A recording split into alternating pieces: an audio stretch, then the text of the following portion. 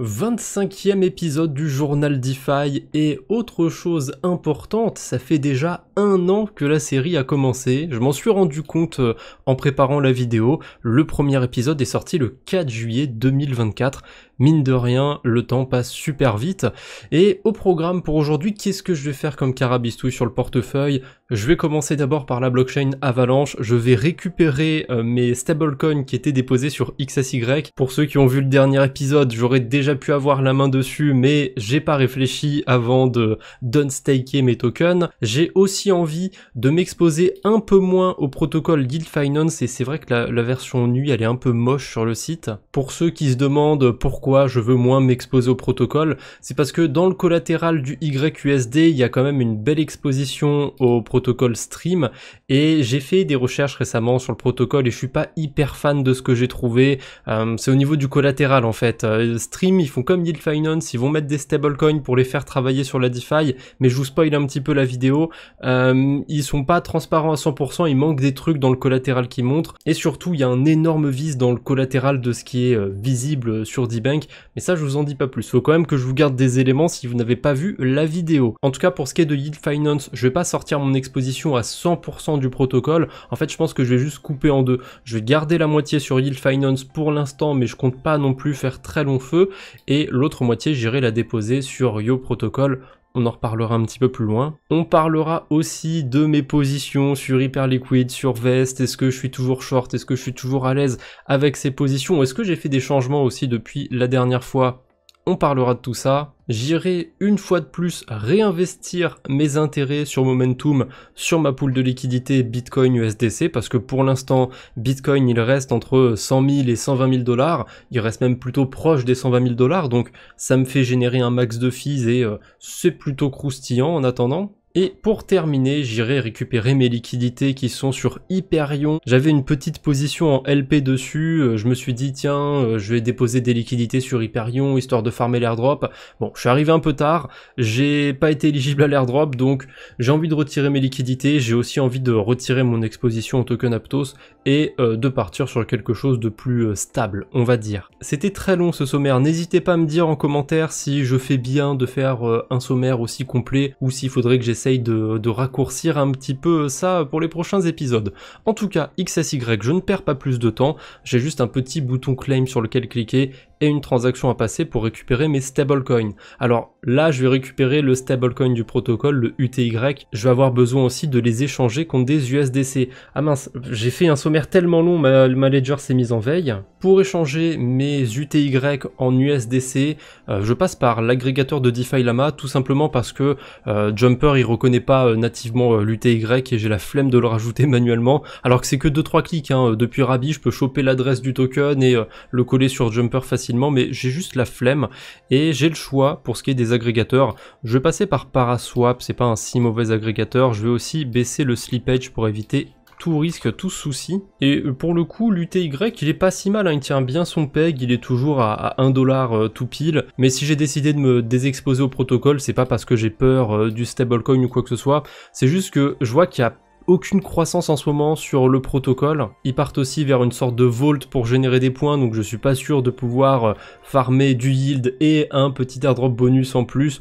Donc je me dis autant allouer mes liquidités ailleurs, faire un truc plus intéressant, parce que le rendement avait bien chuté aussi sur le UTY du protocole. Quand j'avais déposé mes liquidités, l'APY était très croustillant, mais 2 jours après il est tombé à 6-7%. C'est pas mis à jour en direct d'ailleurs, c'est mis à jour peut-être une fois par jour ou 2-3 fois par semaine. Mais bon, actuellement il a 11% APY ce stablecoin, je peux trouver un petit peu mieux et je vais aller sur la blockchain SUI pour ça. D'ailleurs je ne sais pas trop pourquoi, mais quand on bridge des USDC depuis Avalanche vers n'importe quel écosystème qui est compatible avec le CCTP, donc avec le bridge de l'USDC, de Circle, eh bien on peut le faire avec un temps record. J'imagine que c'est parce que ça va utiliser la V2 récemment, Circle ils ont lancé la deuxième version de ce bridge qui est plus rapide, plus performante, mais j'ai l'impression que ça marche que lorsque l'on part d'Avalanche. Si on essaye de bridger par exemple de Base à SUI ou d'Arbitrum à Optimism, ça va prendre 18 minutes il me semble pour que le bridge s'accomplisse. Alors que là, depuis Avalanche, c'est seulement 1 minute. bah honnêtement, je vais pas me priver. Bon, il y a un peu de frais quand même, je vais échanger 870 USDC des poussières contre 869 USDC des poussières, mais c'est pas dramatique. D'ailleurs, mes USDC, je vais les déposer où sur la blockchain SUI? Je pense qu'il n'y a pas énormément de suspense pour ceux qui s'intéressent un minimum à l'écosystème SUI. Il y a deux protocoles qui m'intéressent beaucoup là-bas, Momentum et Nemo. Nemo, c'est le pendle du coin, et c'est quand même dommage parce que le rendement sur les pools de liquidité, enfin sur les pools les plus intéressantes, donc celles autour des stablecoins, le rendement était très croustillant il y a quelques semaines, peut-être même un mois ou deux, je sais pas depuis combien de temps je surveille Nemo, mais il n'y a pas si longtemps, le rendement il était à 30% APY, payé essentiellement en token SUI, en plus le token SUI à ce moment-là valait genre 2 $ et maintenant il en vaut 4. Donc ouais, c'était très sympathique, dommage, je suis pas allé sur Nemo plus tôt, mais bon, c'est pas grave, je me rattrape, je vais m'exposer un petit peu au protocole et je vais m'exposer du coup à la pool de liquidité autour de l'USDC. Ça mature dans 212 jours, mais à mon avis je vais sortir avant la date de maturation. Et pourquoi je choisis la pool de liquidité plutôt que le rendement fixe? Eh ben tout simplement parce que le rendement fixe c'est pas terrible. On a 5% de rendement fixe, alors que sur la pool de liquidité j'ai 17% d'intérêt, dont une partie en token SUI, j'ai 5% en USDC et j'ai des points Nemo par-dessus. En fait, dans ce cas-là, j'ai assez peu d'intérêt de choisir le rendement fixe. Donc, je pars sur la pool de liquidité. Je pense que là, le temps que je blablate et le temps que je connecte mon portefeuille, mes USDC vont arriver sur SUI. Parfait, ils sont bien arrivés. Donc, je dépose tous mes USDC sur le LP. Il n'y a pas l'air d'y avoir de slippage, ça n'a pas l'air d'être impactant. Je vérifie quand même s'il n'y a pas d'impact au niveau du slippage parce que il n'y a pas beaucoup de liquidité sur Nemo comparé à Pendle sur Ethereum. Ça reste un protocole qui est très niche sur la blockchain SUI. Mais bon, j'aime bien ce type de protocole et en plus on a un rendement très sympathique, donc je ne me gêne pas. Voilà, c'est déposé, je vais rajouter ça sur mon tableur aussi parce que ces derniers épisodes j'ai un petit peu oublié de mettre à jour le tableur, ou en tout cas je le faisais pas après avoir pris des nouvelles positions. Et voilà, c'est rajouté, donc mes USDC sont déposés sur Nemo, j'en ai mis, j'ai arrondi 870, en réalité c'est 869 et des poussières, mais c'est pas grave, ça finira tôt ou tard par arriver à 870. Donc prochaine étape maintenant, on va sur la blockchain base, je vais sur Yield Finance et je vais tout bêtement retirer la moitié de mon exposition au VYUSD. Ah oui, j'essaye de cliquer sur la flèche comme un débile, mais non, fallait cliquer sur le bouton rédemption, enfin redeem. Et comme il n'y a pas un bouton pour mettre pile la moitié de ce que j'ai, je vais faire vraiment à la louche. Donc je vais changer 504 VYUSD contre des USDC. Normalement, il y a des liquidités de disponibles tout de suite, donc je vais pas avoir à attendre un jour ou je ne sais quoi pour récupérer mes USDC, mais en théorie, ça peut prendre jusqu'à 24 heures, je crois, pour récupérer des sous-sous sur le vault de Yield Finance. Là, j'ai juste de la chance. J'ai été voir sur le collatéral, il y a des USDC sur la blockchain base. Donc à mon avis, je vais pouvoir les récupérer tout de suite. Et ces USDC, du coup, je l'ai dit dans le sommaire, je veux les déposer sur Yo. Yo, c'est un protocole qui fonctionne exactement comme Yield Finance, c'est-à-dire qu'on va retrouver une sorte de stablecoin, de vault, appelez ça comme vous voulez. On va pouvoir déposer des USDC ici. En échange, on va recevoir des Yo USD, donc le stablecoin du protocole.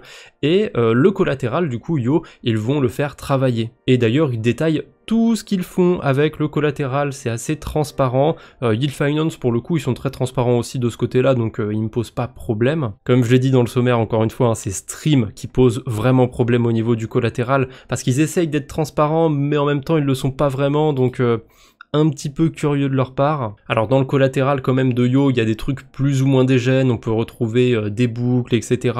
Donc allez quand même jeter un coup d'œil, est-ce que c'est que des stratégies sur lesquelles vous pouvez être à l'aise? Ce qui est bien aussi sur Yo, c'est qu'ils ont mis des petites flèches comme ça à côté de toutes les stratégies qu'ils utilisent, et si je clique par exemple sur la stratégie Tokemak Auto USD, hop, je clique sur la petite flèche, ça m'envoie sur le protocole Tokemak. Donc c'est super bien foutu, leur site. Actuellement, leur Yo USD, ils travaillent à plus de 10% APY, donc c'est plutôt pas mal. Et il y a même moyen pour les plus dégènes d'entre vous d'aller faire des boucles de prêt d'emprunt sur Euler avec le Yo USD. Et d'ailleurs, où est-ce qu'il est? Il vient de disparaître. Il était sur mon écran, vous l'aviez peut-être vu si, si vous avez l'œil, mais ça vient de se mettre à jour à mon avis. Peut-être que la boucle n'est plus intéressante à faire. Je vais essayer de recharger la page. Ah oui, en effet, la boucle n'est plus du tout intéressante, elle est dans le négatif maintenant. J'imagine qu'il y a soit un utilisateur qui a retiré des USDC en lending, soit un autre qui vient de faire une boucle un petit peu trop agressive sur le YoUSD. Ça vient de se mettre à jour maintenant, c'est à peu près à l'équilibre. Bon, du coup, la boucle sur Euler, elle est à prendre avec des pincettes.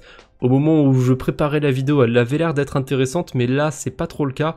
Par contre, pour ce qui est de la boucle sur Ethereum, parce qu'ils ont aussi une stratégie sur Ether, là, elle a l'air plutôt sympathique. Mais bon, il n'y a pas tant de liquidité que ça, et venir faire de l'effet de levier, ça peut être un petit peu risqué sur ce genre de token. Donc, à vos risques et périls. Pour ma part, je vais pas me risquer à faire du levier, je vais juste m'exposer au YoUSD, ça me convient largement. Alors, est-ce que j'ai bien récupéré mes USDC? J'ai pas fait attention à ça. Si, j'ai bien mes 510 USDC, donc c'est cool. Du côté de Deal Finance, j'ai pu sortir mes liquidités instantanément. Comme je vous l'ai dit, j'ai de la chance parce qu'il y a du collatéral de disponible, on va dire, qui est à disposition, mais c'est pas impossible que vous puissiez attendre si jamais vous sortez de Deal Finance. Bref, je dépose mes USDC sur Yo et on verra bien ce que ça donnera. Comme d'habitude d'ailleurs, c'est pas parce que je fais des choses sur mon portefeuille que c'est les meilleures choses à faire sur la DeFi, il n'y a pas de conseils en investissement évidemment. Donc si vous voulez répliquer les choses que je fais sur mon portefeuille, à vos risques et périls comme d'habitude. Tout a l'air d'aller sur la transaction, les frais sont faibles sur Base. Je dis ça parce que tout à l'heure j'ai fait une petite transaction sur la blockchain Base et je sais pas ce qui s'est passé. Il y avait peut-être du monde qui voulait faire des transactions à ce moment-là, mais un simple swap coûtait genre 20 centimes, ce qui fait cher pour la blockchain Base. Donc là je suis content, c'est redescendu, ça s'est retassé. Je sais pas ce qui s'est passé tout à l'heure, mais ça arrive de temps en temps, que ce soit sur Base ou sur Arbitrum. Si vous n'êtes pas trop pressé, ben attendez et faites votre transaction plus tard si jamais vous avez des pics comme ça sur les frais de transaction. Un petit mot sur mes positions short du côté de Hyperliquid et de Vest. Alors pour ce qui est d'Hyperliquid, je short toujours le token Hype. Ma position est toujours dans le rouge, mais j'ai toujours un ordre à 52 $ si jamais le token Hype remonte. Je suis toujours persuadé que le token est bien trop valorisé pour ce que c'est. Peut-être que je me trompe, peut-être que je suis dans le faux. Encore récemment, ils ont fait un nouvel ATH sur leurs Open Interest, donc sur toutes les positions ouvertes du côté d'Hyperliquid, et c'est quand même un bel ATH, hein. On parle de 13 milliards de dollars d'Open Interest. Pour ceux qui s'intéressent un petit peu au protocole de perpétuel, donc Vest Exchange, Paradex et compagnie, c'est juste pas comparable. Ou même DYDX, hein, pour parler de perpétuel qui existe depuis longtemps, c'est Hyperliquid, ils sont juste stratosphériques, hein. Ils mettent une tempête à tous les autres protocoles de perpétuel on-chain, mais c'est quand même mon avis, c'est quand même mon impression, j'ai trop la sensation que le token est surcoté. Je sais, il y a les rachats quotidiens, etc. avec les frais du protocole, mais malgré qu'il y ait des rachats, malgré aussi le fait qu'il y ait des ATH sur les Open Interest, en ce moment, le token Hype, c'est pas trop ça.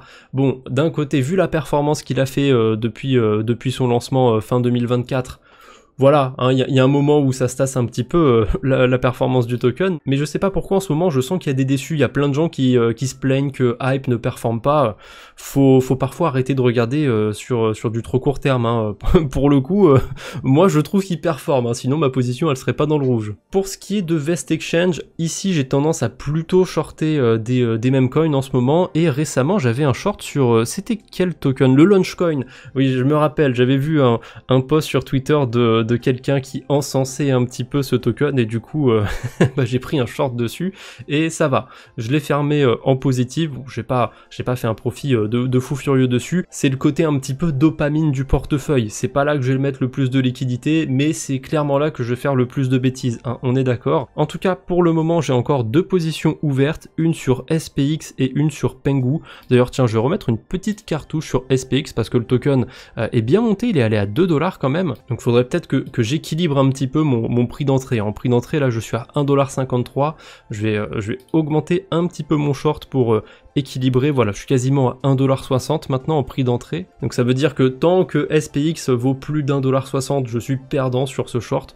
On verra ce que ça donnera. Petite parenthèse sur la blockchain Sui, je vais récupérer mes récompenses sur ma pool LBTC USDC. Je suis très content d'ailleurs de l'avoir mise en avant, ça doit faire au moins un mois déjà que j'ai cette position, parce que j'étais un peu précurseur dessus. En plus des frais de transaction, maintenant il y a des récompenses sur cette pool de liquidité, et ça paye pas mal, hein, les récompenses en token Deepbook, c'est la moitié du rendement que j'ai généré quasiment. D'ailleurs, dans le dernier épisode, j'avais déjà récupéré mes intérêts pour les réinvestir, donc s'est passé 10 jours depuis l'enregistrement du dernier épisode et j'ai généré quasiment 40 $. Ça fait quand même 4 $ par jour sur une position qui est pas si énorme, hein. C'est pas une si grosse partie du portefeuille. Bon, on est quand même sur 10% à peu près de la valeur du portefeuille, mais quand même, je suis plutôt content. Cette position, elle est très croustillante. Maintenant que j'ai récupéré mes récompenses, je vais les swapper, je vais tout mettre en USDC. Tant qu'à faire, ça va me faire un tout petit peu de volume sur Momentum. Je sais que ça va pas me faire monter énormément dans le classement parce que je l'ai déjà dit sur la chaîne secondaire dans le Quadbo sur la DeFi récemment. Et dans la vidéo, j'avais parlé du fait que sur Momentum, le volume qu'il y a est hyper élevé, mais il n'est pas du tout organique. En fait, comme il y a un classement avec le volume que vous avez fait sur le protocole, eh ben, c'est tentant d'aller faire du volume de manière pas organique du tout, donc en échangeant des stablecoins à l'infini, j'ai envie de vous dire. Alors c'est pas efficient à 100% de faire ça parce qu'il y a des petits frais pour les pools de liquidité, donc si vous vous amusez à swapper des stablecoins en continu, au bout d'un moment, bah, vous aurez plus rien, puisque même si vous avez un petit frais à chaque swap, au bout de 1000 swaps, ça va faire un petit peu cher. Mais bon, ça a pas trop l'air de gêner certaines baleines du protocole, puisque quand on regarde le classement du volume, la baleine, enfin je sais même pas si c'est nécessairement une baleine, on peut faire beaucoup de volume sans avoir un portefeuille ultra gros, mais quand même, pour arriver à 160 millions de dollars de volume sur une seule adresse, faut quand même avoir un minimum de capital, hein. Je pense pas qu'on puisse le faire avec seulement 5000 $, ça. Et si on descend dans le top 10, le top 10 c'est 25 millions de dollars de volume, et le top 50 c'est 5 millions de dollars de volume. Donc c'est beaucoup, il y a beaucoup de volume en ce moment sur Momentum, c'est super cool pour ceux qui ont des pools de liquidité comme moi, parce que ça paye bien, mais je suis à peu près sûr que quand on aura des news par rapport au token de Momentum, hein, quand il pointera un petit peu le bout de son nez, il y aura beaucoup moins de volume d'un coup sur le protocole, ce sera moins intéressant d'avoir des positions dans les pools de liquidité, peut-être même que la TVL du protocole va baisser à ce moment-là. Pour l'instant, il n'y a pas de news par rapport à un potentiel airdrop ou quoi que ce soit, donc je continue de laisser mes liquidités sur le protocole, ça me farm un rendement assez croustillant. En plus de ça, ça me farme des points pour le protocole, mais les points ils sont invisibles. On peut pas savoir combien de points on a exactement, et peut-être que le volume va beaucoup jouer pour l'airdrop, peut-être que le volume ne va pas beaucoup jouer, j'en sais rien. En tout cas, c'est peut-être un tort de ma part, j'ai pas du tout joué le volume sur Momentum, je pourrais peut-être éventuellement essayer de faire quand même quelques swaps avec des stablecoins, un de ces quatre, pour remonter un petit peu mon volume, parce que je suis à peu près sûr que je peux monter dans le top 10 000 sans trop de problèmes, mais ce sera pour une autre fois. Là, j'ai pas envie de me fatiguer avec ça, la vidéo va déjà faire une demi-heure, on va pas rajouter 10 minutes supplémentaires pour juste swapper des stablecoins.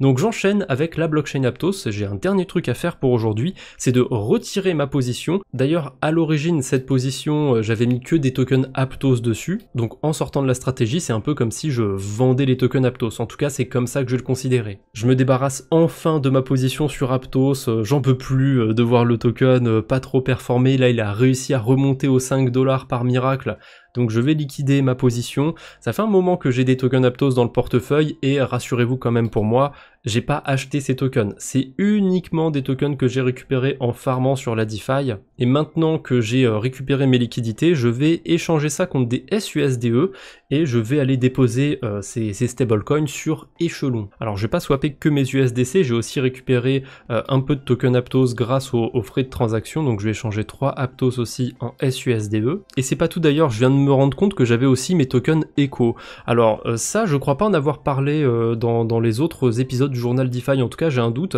mais Echo Protocol, ils ont fait leur airdrop, j'ai été éligible à quelques tokens, ça vaut 6 $, donc c'est vraiment ridicule, donc tant qu'à faire, je vais aussi échanger ça contre des SUSDE. Et maintenant, comme je l'ai dit, je vais aller sur Echelon et je vais déposer mes SUSDE, donc Echelon c'est le AAV du coin, enfin je dis le AAV du coin, mais très bientôt AAV va se déployer sur Aptos. Très curieux de voir ce qui va se passer d'ailleurs quand ça va arriver, et on a même la possibilité de faire des boucles en un clic, donc ça va pouvoir me faire une position automatisée où je dépose le SUSDE en collatéral, ça m'emprunte des stablecoins, ça les convertit en SUSDE pour faire une boucle. Les stablecoins coûtent un peu cher à emprunter sur Echelon, donc je suis pas sûr que la boucle doit être si intéressante que ça. Là, juste en déposant mes stablecoins, j'ai 16% d'intérêt annualisé, ça va, c'est pas dégueu, je vais me contenter des 16%. D'ailleurs, je vois que ma balance c'est 303,84 $, donc je vais aller vite fait sur mon tableur. Déjà, je note mes positions, mes nouvelles positions plutôt sur mon tableur, donc ma position sur Yo et sur Echelon sont ici, et je vais aller sur l'onglet vente airdrop, tiens pourquoi pas, parce que c'est pas vraiment un airdrop, c'est des récompenses de farming, mais du coup je vais considérer ici que j'ai vendu, ça y est, mes tokens Aptos que j'avais farmé depuis un petit moment. Je crois qu'au moment où je les avais farmés, ils valaient bien plus de 300 $, mais c'est comme ça, c'est la vie, j'ai voulu les garder. Et ben tant pis. Alors j'en avais combien d'après CoinGecko? J'en avais 60, donc 60 tokens Aptos vendus pour des USDC. En moyenne, avec ce que j'ai récupéré, c'est comme si j'avais vendu mes tokens à 5 $ et des poussières. Donc j'ajoute ma transaction, voilà. Mes tokens Aptos n'apparaissent plus sur mon suivi. Par contre, en échange, j'ai reçu des stablecoins. Donc je m'embête pas trop sur mon suivi du côté de CoinGecko. Quand j'ai une exposition à des stablecoins, sur le suivi, je considère que tout est des USDC.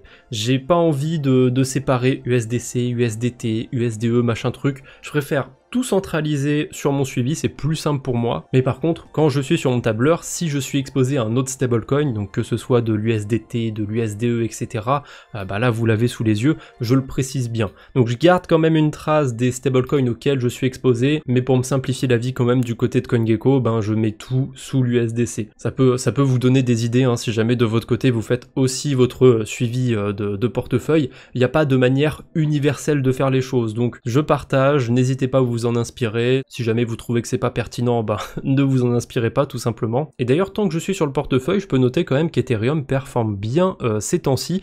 Là sur 7 jours, Bitcoin a fait plus 2%, Ether plus 24%, donc on pourrait croire quand même à un début d'alt-season, mais c'est peut-être un petit peu tôt pour faire la fête, parce que là déjà sur les dernières 24 heures, ça s'est inversé. Ethereum a moins bien performé que BTC, et d'ailleurs c'est très marrant, mais sur Twitter, il y a une arrogance qui est revenue d'un coup autour d'Ethereum. Ça y est, là on a tous les génies qui sont de sortie, qui nous disent que Ethereum c'est le futur, que c'est trop bien, qu'ils étaient sûrs, qu'ils avaient vu dans leur boule de cristal magique qu'Ethereum allait surperformer, sauf que les gars, j'ai pas envie de vous rabaisser ou quoi que ce soit, mais Ethereum était à 4000 $ en début d'année. Je sais que je rabâche systématiquement ça en ce moment, mais c'est un fait, Ethereum a très bien performé récemment, mais il est pas encore à son point le plus haut de l'année, et je parle même pas à son ATH tout court de 2021.